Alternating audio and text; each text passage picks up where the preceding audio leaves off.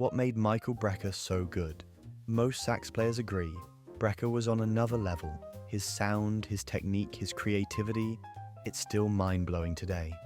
In this video, we're going to dive into his background, where he studied, the legendary musicians he played with, and the intense practice habits that helped him reach the very top. We'll also explore the techniques he used to craft his own unmistakable sound, so you can start bringing some of that Brecker magic into your own playing. And if you want to learn some authentic Michael Brecker lines, hit the link in the description. That'll take you to Matt's video, where he breaks down several incredible Brecker licks. Plus, you'll get a free PDF of the licks to practice along with. Michael Brecker, his journey, his sound, and how you can learn from him. Michael Brecker's rise to the top of the jazz world began in Philadelphia in 1949. Music ran deep in the family. His father, a part-time jazz pianist, filled the house with the sounds of swing and bebop. That constant soundtrack lit a spark in young Michael. He began on the clarinet, moved to the alto saxophone during his school years, and eventually found his true voice on the tenor saxophone. After graduating from Cheltenham High School in 1967, Brecker attended Indiana University for a year, studying fine arts, but the pull of the music world was too strong to ignore. In 1970, at just 21 years old, he moved to New York City, determined to make his mark. The early 70s were an explosive time in New York's music scene. Jazz, rock, funk, and fusion were colliding in exciting new ways. Brecker's first big break came when he joined the jazz rock group Dreams, playing alongside his brother Randy, trombonist Barry Rogers, and drummer Billy Cobham. Soon after, he joined Horace Silver's quintet, an experience he compared to attending the greatest music school in the world. Night after night, he learned precision, swing, and how to navigate complex harmonies on the bandstand. Brecker's work ethic was legendary. While no one knows his exact daily practice hours, we have proof in the form of his practice notebooks, 35 years of handwritten exercises, transcriptions, and harmonic experiments. He practiced methodically, exploring improvisation, chord substitutions, and expanding his harmonic vocabulary. For Brecker, practice wasn't just repetition, it was constant discovery. One of his greatest influences was John Coltrane. Brecker absorbed Coltrane's harmonic daring and spiritual depth, but combined it with rock, R&B, and funk to create something completely his own. His sound was powerful and precise, aided by a Selmer Mark 6 tenor saxophone and a custom Dave Guardala mouthpiece.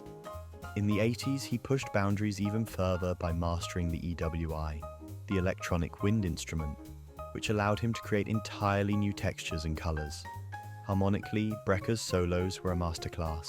He used tritone substitutions, altered scales, pentatonic shifts, and extended voicings to build tension and release. In a simple 2-5-1 progression, he could completely reimagine the harmony, then resolve it with elegance and surprise. As a session musician, Brecker's saxophone could be heard everywhere, with Frank Sinatra, Steely Dan, Joni Mitchell, Paul Simon, James Taylor, and countless others.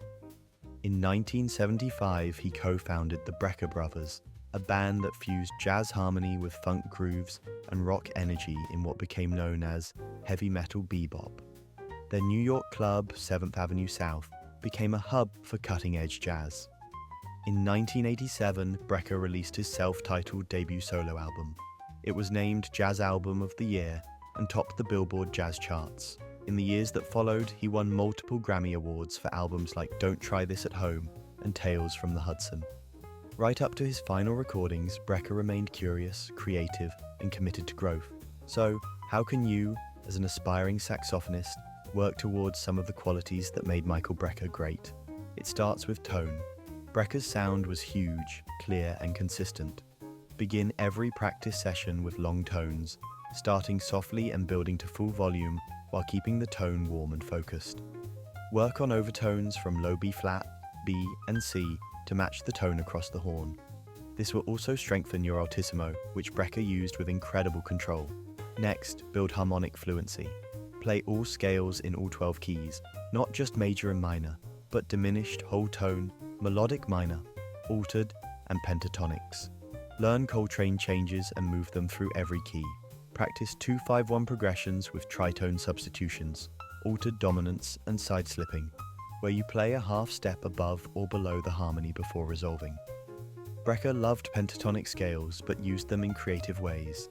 Take a minor pentatonic scale and shift it mid-phrase, for example, moving from C minor pentatonic to E minor pentatonic before returning to C. This creates that modern outside sound he was famous for. Transcribing is essential. Start with short phrases from Brecker solos, learn them by ear, and play them in all keys. Pay close attention to articulation, dynamics, and rhythm. Good starting points include some skunk funk for articulation, Delta City blues for blues vocabulary, and nothing personal for harmonic depth. You should also work daily on your altissimo register. Start with basic fingerings, then add them into scales and arpeggios until they feel natural. Use altissimo for expression, not just as a flashy trick. Rhythmically challenge yourself with odd groupings like 5s and 7s over a 4/4 Brecker licks. The link's in the description, and it comes with a free PDF of the licks to practice.